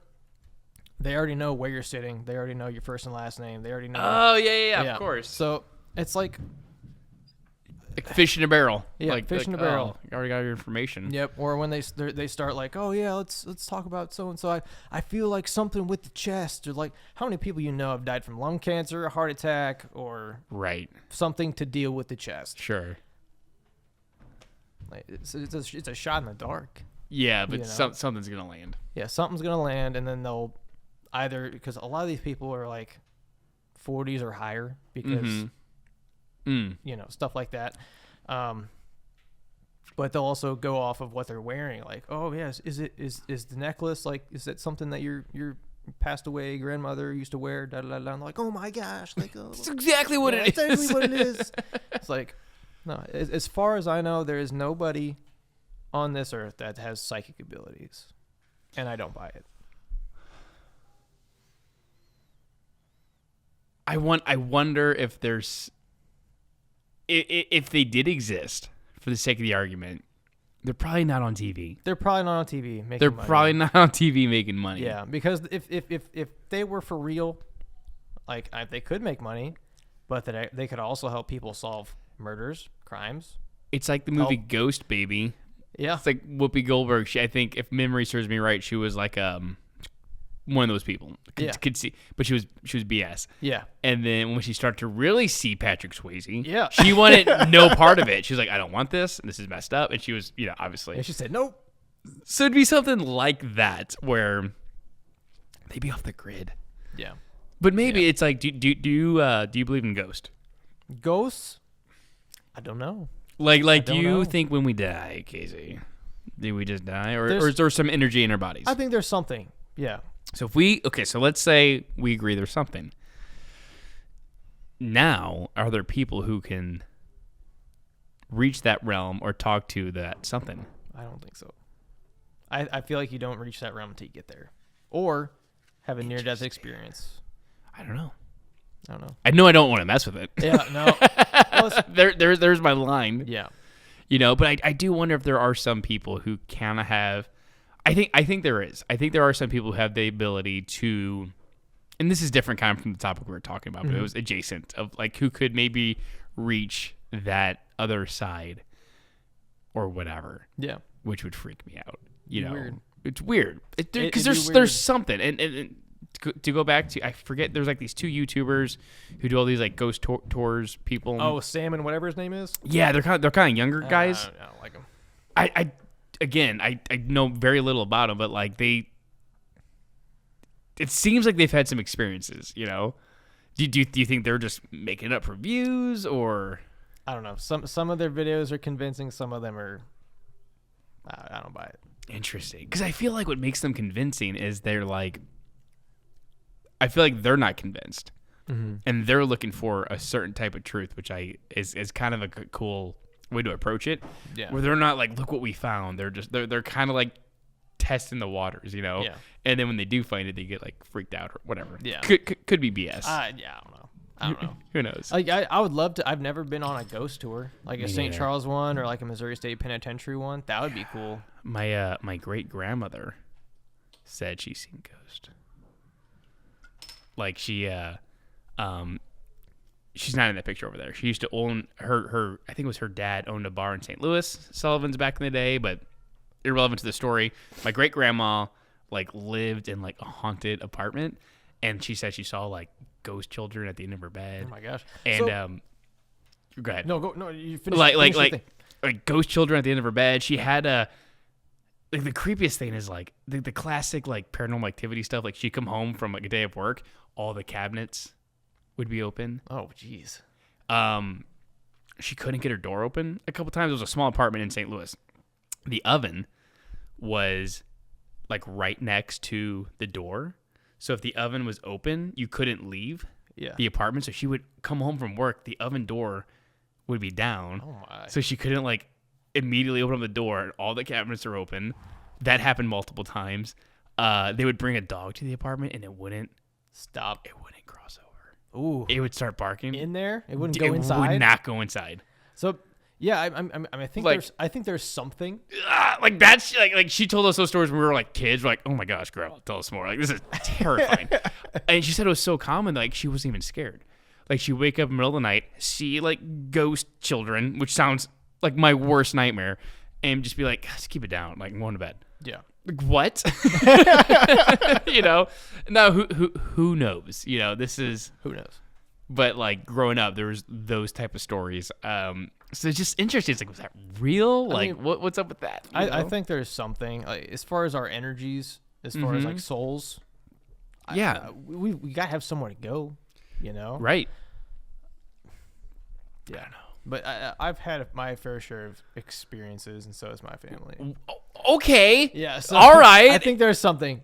Give me your best ghost story because I came in hot. So I'll do my mom's first. Okay. My mom had an experience when I think her grandpa passed or something like that. Well, okay. And she smelled his cigar smoke in their house, even though nobody in their house smoked. Okay. So she was walking through, the house one day and just like cigar smoke smell. Like memory, like yeah. Like, oh my for gosh, sure, like, yeah. what the heck? Because no one in the house smoked. That's interesting. It's weird. Did she swear like it wasn't like a memory or her thinking about it, like it was like undeniable? No, she smelled it in the house. Interesting. Yeah, like it was a fragrance. A producer we worked with, I think it was his old house, said it was haunted, and it was the same thing that they would smell. I think it was his girlfriend could smell smoke. Okay. Whew. It was like he was like a chain smoker, and like he never had any experiences, but like, she would come home and be like, I smell like cigarette smoke, like, and yeah, and it was a very faint memory, but like we talked about it briefly, but you jogged my memory, like she was smelling smoke. It's weird. So I'm like, man. maybe that's like a sign. Yeah, it's weird. Oh, it's so creepy. But I also had an experience at Amber's mom's house. Yeah. So when we first started dating, because 2 people had passed away in the house. So it was Amber's grandpa and Amber's dad. They both passed in the house. So I was going up. We were going upstairs because they have a 2-story house. Yeah. So I was going up the stairs, and then her mom and dad's room was right at the end of the stairs as you come up, and it was backlit because it was the middle of the day, so the sunlight was coming through the windows. Yeah. Or whatever. And so I was walking up the stairs, look up because the door is usually cracked, right? I'm making sure no kids are walking down. Trauma! Dude. Don't sneak up on me again. I'm looking over my shoulder now. So going upstairs, and I swear I see like half of a person, like kind of like looking through like the door. What? Yeah. Yeah. Now, and I didn't mention anything. I was like, I pretend like I didn't see it. Did you like lock eyes, or was it like a kind of corner of your eye thing? Like, how much did you see it? So like I'm walking up the stairs like this, and then I look up and I was like, oh, and then like looked away. Yeah. Whoa! Yeah. So you like saw it to the point where you almost felt uncomfortable and like, I'm not looking at that. Yeah. Yeah. Pretty much. And then I was like, I just got chills. I was like, hey. So we were. Did you say anything? I did not say anything to the thing, whatever that was. So were you in that moment fully convinced? I just saw something. Probably saw her dad. Holy Moses! Did it look like him? It was a silhouette. But thing is, I don't want to get too personal. Yeah. But where he passed away was in the bathroom in that bedroom. Yeah. So it's the same room. Yeah. Oh my gosh, dude. So. Did it scare you? A little bit. Yeah. A little bit. Oh my gosh. I was like, hey, so I think I just saw something, and she's like, yeah, we also had like experiences too, because like her mom would say that she would hear her dad's knees cracking up the stairs. No, and no one's way. there. Yeah, because his knees would crack all the time every time we go up the stairs. Yeah. Did you like? Oh my gosh, I don't even know how to like. Did you when you saw that? Did you tell Amber right away? Like, I just saw this? Did you wait a little bit? It was probably like 10 or 15 minutes later. Yeah, I was like, so you're kind of bothered. I was like, do I want to mention this? Yeah. Or not? And it was pretty early in our relationship, so you're still like figuring out communication and everything. So totally, but you obviously saw it enough where it was buzzing in your head to be like, I gotta say something. Yeah, there was something there. Oh, that's so interesting. Yeah. And then when you told her, she just like doubled down. I was like, yeah, it's probably my dad. Yeah. Yep. And there was no like. All right, you win. That's excessive. There was not like excessive clothing or anything on the inside or anything. It was like a hoodie. Did you continue? You said you were walking up the stairs? Yeah. Did you turn around? No. What? Nope, I didn't. So where were you going again? Upstairs. Right. So the bedroom is upstairs. But like why? Oh, we were just hanging out. So like is she like to her bedroom? Yeah. And did you have to go walk past the bathroom to get to her? The bedroom door, yeah. Oh my gosh. You had to walk past the place where you saw him. Yep. Oh, see. Yep. Nope. I was just like, huh? Oh, all right. Nope. I would. So it was just like a hallway?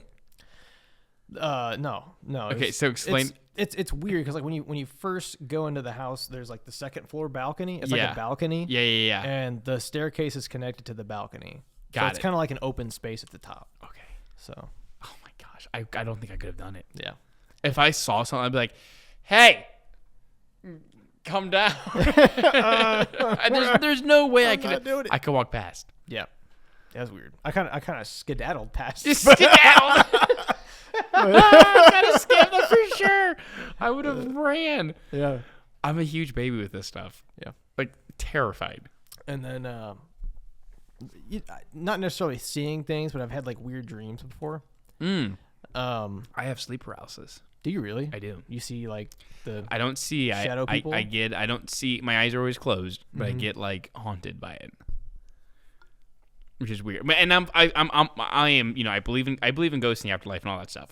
I fully believe it's a dream state. Yeah. You know, I don't think I'm like, oh, I'm actually like being haunted. But it's very consistent. It's the same thing. It is terrifying. Because I am half awake fully. Yeah. And my body is paralyzed. Yeah. I can control like the breathing from my nostrils. Like my mouth is closed when I sleep. So I can like, and I can like, sounds silly. I can like make myself breathe faster to signal Sarah that I am like, I need to like wake me the F up because I can't move my body. Yeah. I can't move. So if I start going like, she's like, and I'm like, you know. No. But so this makes me sound like a crazy person. But here's when it happens. If I go to sleep in my bed and sleep, no issues. Yeah. If I fall asleep on the couch for let's say 2 hours, like asleep, not dozing, like I'm asleep on the couch for 2 or 3 hours. Like I fell asleep, I wake up. Oh, I should probably go to bed, and then I go to bed. If I fall asleep right away, I'm fine. If I wake up on the couch, I go to bed, and I can't fall back asleep. Yeah. Let's just say I can't fall back asleep for the life of me, and I'm in bed now for like, let's just say an hour. Like my mind is fully woken up again, and then I fall back asleep. Ooh. That's when it happens. Yeah. And I reach this like weird half awake, half asleep moment, and then that's when I'm asleep, and then what happens? It's so creepy. When you're done, I got stories. Okay. This thing it starts, I just got chills. So our bedroom's at the end of the hallway. This thing from the end of the hallway, I hear it, and it runs all the way to the side of my my bed, and it starts taunting me like, oh my gosh. And I'm just and I can't move. I'm just like, and I just have to listen to it. It's terrifying. It's terrifying. And sometimes I can commit to it and just keep sleeping. Yeah. And then once I fall asleep, it's over, you know? Yeah. And I wake up, I'm like, what the hell, you know? Never again. Or I'm like, just go to sleep. And I'm like, abort, this is too scary. Yeah. And I try to have Sarah wake me up. Yeah. One time, it was happening, and I got a little cocky. I'm like, you're not real. Like, piss off. Like, kiss my ass. It took my nightstand in my dream, this is not real, and started like slamming the drawers, like it upped its game, and I was like, abort, yeah. And I woke up, But like, what is it? It's the perfect combination of like it's my real life bedroom, but I'm dreaming, and it combines, and it's the scariest. So weird. If anyone's had like, I remember I came across this TikTok of someone talking about sleep paralysis, and he got super like dramatic with it. I'm like, but then he explained what he was experiencing. I was like, holy shit, I have sleep paralysis. Like thing. I have this, you know. Yeah. It's very rare, although it happened last night. Ooh. But it was the first time it happened in a while. Yeah. You know? But it was really quick. It was just like, and I woke up and I was like, holy shit. But it's just like, it's a sleep thing, you know? But it's, when it happens, it's super scary. Yeah. Like I'll have moments where like, if it happens once, what sucks is I'll have to go to sleep again. Yeah, and it can happen 2 or 3 times in one night. I'm like, oh, I just keep doing it, you know. So I'm like, I won't want to sleep. I'd be traumatized, man. It's freaky, but again, I fully believe it's not anything. It's just my brain. It's midway. It's a sleep thing, you know. It's weird. I've only experienced that like 3 times in my life. It sucks. It's super weird. But it sounds like you do it with your eyes open. It is with my eyes open. It is. I am so thankful I don't have to deal with that. Yeah. So my eyes, thankfully, I've always been laying face down, and so I wouldn't see anything, but I know it's there. Oh. So like you can hear the breathing. What? Okay. Really? Yeah. So similar. It's similar. What the hell? You can hear the breathing, but I feel like it's just matching my own breathing, like for their dream state. Yeah. Which is weird. But I'll be able to open my eyes and move my eyes, but my body won't move. Yeah. But sucks. It's weird. It's so weird. I think the first time it happened, I was like a kid. I did do it once with my eyes open. I would sleep like on my family room floor with like Nickelodeon on or something. And I woke up and I could see like my mom cleaning the kitchen and I couldn't move. Yeah. Like just paralyzed, you know, like I was like fully asleep, just like, what is going? It's such a weird thing. It's weird, you know, but it's actually your body like protecting you. You're asleep, you know. Yeah. But it's so strange. But what were we saying? Scientific, blah blah blah. Yes. But so other than sleep paralysis, I had this weird dream when I was living in my old house in North County. Okay. I really thought there was a connection for something. Ugh. Because I was sleeping, I woke up in my dream and it was like completely white, almost like the Matrix. Weird. You know, like the gun room. Yeah. Super white, and the only thing that was there was a bookcase and a kid. What? Yeah, a bookcase and a kid. So this is just a random dream you had? Random dream. Okay. So I'm walking up and I see this kid. And I was like, hey, what's going on? And he turns around because he was facing the bookcase and he had books like lying on the floor in his hand. And so I was like, hey, what's going on? Are you okay? And he looks at me. He's got no face but a mouth. That's it. What? Yeah, he's got nothing but a mouth on his head. And he keeps handing me these books. And I open these books and I was like, I feel like they were about his life. What? Yeah. So I'm looking through these books. I'm like, you're the kid. And it felt like he wanted me to tell somebody something. But I woke up. I didn't remember anything, like as far as like details of what the book held. But I knew it was something he was trying to tell me. But I woke up and, yeah, I don't remember the exact details of the book. But and that was it. That was it. That's weird. That's a weird one. Do you think that there is something to dreams that are connected to? Possibly. It's like this is a total personal one. This could be whatever. But like my grandpa died in 2003, and shortly after he died, maybe it's like a week, like the week of, like you have the funeral, like things are still kind of weird. I had a dream that like we were like on top of a hill and like it was like a goodbye dream. Yeah. Like, you know, it was like one last hug, that kind of thing. And he got in this car and he like drove away, you know. I was like, oh, it's nice, you know. Yeah. Nice closure dream. Yeah, kind of closure dream, you know. And woke up and told my mom, I was like, had a dream about grandpa last night. Like, no way. Like, what was it, you know? And I told her and she's like, that's really sweet, you know. And she's like, what color was the car? And I was like, it was blue. And she's like, he used to drive a blue car. And I was like, wait, what? Weird. My two brothers were like, I had a dream about grandpa last night too. Yeah. We all the same night had a dream. Now, you could say it was the week of. you dream about what you think about. Not that weird. Still, you didn't know he had a blue car. I didn't know he had a blue car, and let's just make it up for the sake of the podcast. They had similar dreams of him saying goodbye, like in a car, in their own way. And my memory of it's like my mom, I remember she was crying, like writing down like what the dreams were, like on a notepad. It was like, it was in that moment, like something might have happened, you know, who knows? I don't know. But it's fun to think about. So as far as I know, psychics are bullshit. Not real. But as far as being in a dream state, I don't know. Yeah. I don't, it's very weird because you and I have had both weird experiences. Amber's had a weird experience, and I'll share that in a second after I burp because. Oh, I just burped. Yeah. It's undeniable. But she had a dream when we were dating kind of early. We're probably like I don't like this. I'm getting scared. Year 3 or 4.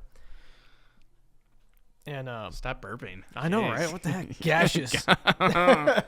But she had a dream with her dad, and it was like a check-in dream because he'd already been gone for many years, and so he told her some stuff, and she wrote it down in her journal. Oh my gosh! And she didn't share that with me until after our wedding. Wait, what? Yeah. Yep. He said he told Amber not to say anything until after our wedding. In the dream? In the dream. Whoa. Yep. Yeah. That's weird. Yeah. That's very specific. Like, did he mention you by name in the dream? Yeah. Whoa, dude. He's like, this guy's good for you. Like, you should know and stuff like that. I don't want to get too personal, but whoa. He's like, he's really good.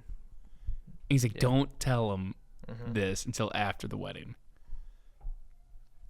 And this was way years prior. Holy cow. Like, what is that? I don't know. I stuff like that I can't explain. It's like there's got to be something.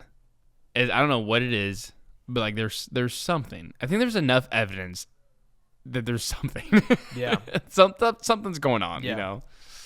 Gives me hope. Sometimes, you know, like growing, not that I'm old, but like just getting older, you're kind of leaving youth, you know. It's like, what? You know, like I'm going to be 60 before I know it. Like, you know, like what's next, you know? I don't know. Yeah. It's comforting, but I do believe there's something, you know. You mentioned you're a Catholic. I'm still very much so Catholic, and it's Holy Week, you know, Easter's coming up, and yeah, it's just like, it just gets you thinking, like, there's got to be a bigger play. Yeah. You know, something. Yeah. You know, you really don't know till you die, but or at least try to die and then get brought back. So as I heard say, to all my Christians out there, Happy Easter, and to all the Jews, nice try. Nice try. Oh no! It was I think an SNL. It was I don't know his name. Scarlett Johansson's husband said that. Oh no! It was hilarious. I think it's like an SNL skit. Happy Easter, Christians, and to the Jews, nice try. Nice try. That's wild. That's hilarious. Because they killed Jesus. Yeah, and he didn't die, dude. It was awesome. Nice try. Oh man, this is fun. Before I run out of SD card space, I always like to kind of end with words of wisdom and let my guest rant. You've done it once. Okay. Do it again. I really like how you hit on. You knew like your target demographic, like 18 to 25, like college students, figuring out, and I think you hit on a lot of good beats there.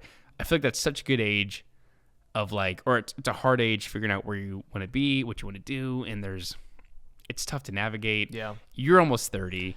Almost 30. You got some stuff to say. What would you say to those kids? So those young adults. I was always a reserved kind of person, always concerned for my safety and well-being. Not that it's a bad thing, but I was overly that. And I didn't really necessarily start having outrageous experiences till I was after 24, 25.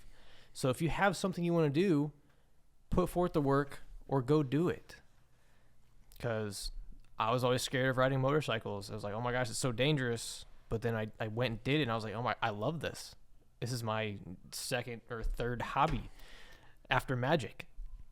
So I've fallen in love with that, and with Amber. So she's always wanted to go skydiving. She's like, oh yeah, it's on my bucket list. I was like, well, that I think it was 7 years. I bought her a ticket to go skydiving, and we were only like 26. I was like, why not do it now? Why not? Why are we waiting until? Don't wait till you're old and you can't do it. We don't know what our tomorrow holds, because past year I've had a couple people close to me pass away for 30 something, 40 something, and it's like our tomorrow is not guaranteed. So if you have something you want to do, make it happen. Because as far as the skydiving thing, it's like, oh, I don't even know where to start. Where'd you go skydiving? How would you go skydiving? How much is it? Skydiving places near me. Bam. Skydive STL. That's where I found it. Paid for the package with the video. Sent Amber on her way, and I was there too. I was on the ground waiting for her when she gets back. I was like, let's go. So I was like, I'm not doing that. That's something I won't do. But what I want to do for my 30th or within my 30th year is go base jumping in Utah. So that's next on my list. So if you have something you want to do, go do it. Make it happen. Don't regret it. Tomorrow is not guaranteed. Live your life now. Everyone's like, oh, I'm gonna put it off till I'm retired, or when the kids move out or something like that. It's like, you have the extra couple $100, go do it now. Make the experience now when you're young and you have your well-being and your body, and you're not aching in your joints and stuff like that. Go do it. Just go do it. But I will say, when Amber went skydiving, there was a lady on her 80th birthday. Skydove right before Amber. It was before Amber's turn. She was a badass. That's actually very poetic. Well said. Thank you. Congrats to that 80-year-old woman. That's amazing. And very easily on your theme, that could have been Amber. It could have been Amber if she waited. She could have waited. Your overall theme is execution. And I love how you said, live your life now. Mm-hmm. And it's like kind of what I was struggling with earlier in this episode. It's like, be happy with like where you are and just do the things you want to do now. Absolutely. Like just find that happiness now. And I think no matter where you're at in life, there's always happiness to be found. Absolutely. Without sounding cheesy. Beer. And I think that's the battle. I think it's that cliche, I'll be happy when, or I'll be ready when, or I'll go skydiving when I'm 80. It's like, hold on. Hold on. We have, what was it, $400, $500? Like, what is it? Let's figure it out. And like, do it now. You said something so simple of, how do I go skydiving? Where do I go? Skydiving places near me. Yeah. That first step, just that simple little movement, which seems so obvious. Yeah. Led to your wife like doing something that was like a huge bucket list moment. You know, just like whatever you want to do, what's that tiny first step to make it happen? Yep. And then when we went to Vegas, that was when I proposed, by the way. Yeah. Another story. Another time. We've only got a couple minutes left, but I did the proposal at a magic show in Las Vegas. Yeah. I wouldn't have known he would have messaged me back until I reached out to him. It's always the first step. Make sure take risks. You don't know until you ask. And we also went dune buggying in the desert in Vegas. So it's amazing. Yeah. I think it's a combination of like execute, like don't be afraid to ask, combined with like working really hard.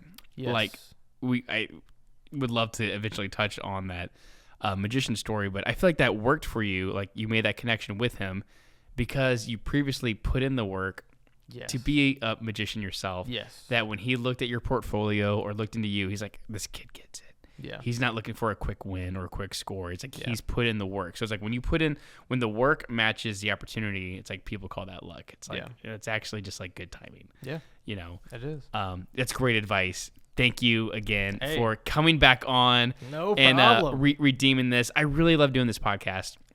This is like the new, now that being like a full-time, like creative is my full-time job, which is such a blessing. Yes. I can't believe it. Like this podcast is kind of like the new side hustle, like passion project that I would love to continue to do it. And you got it. You got it.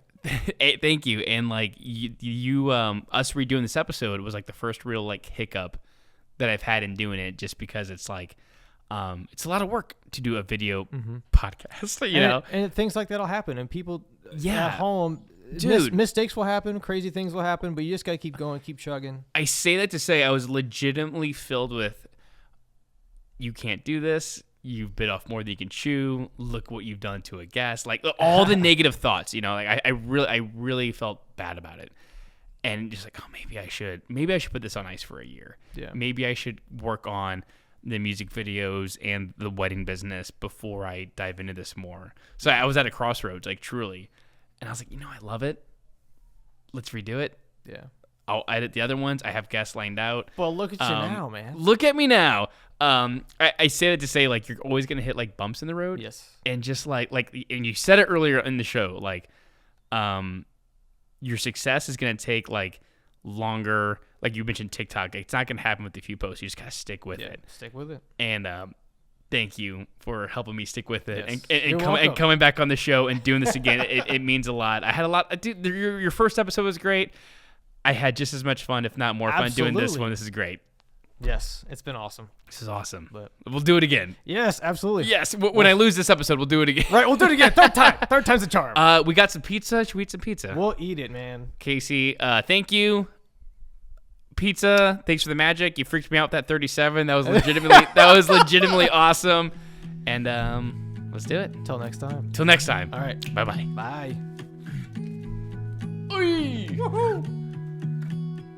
37. The aftertaste is like almost a raisin.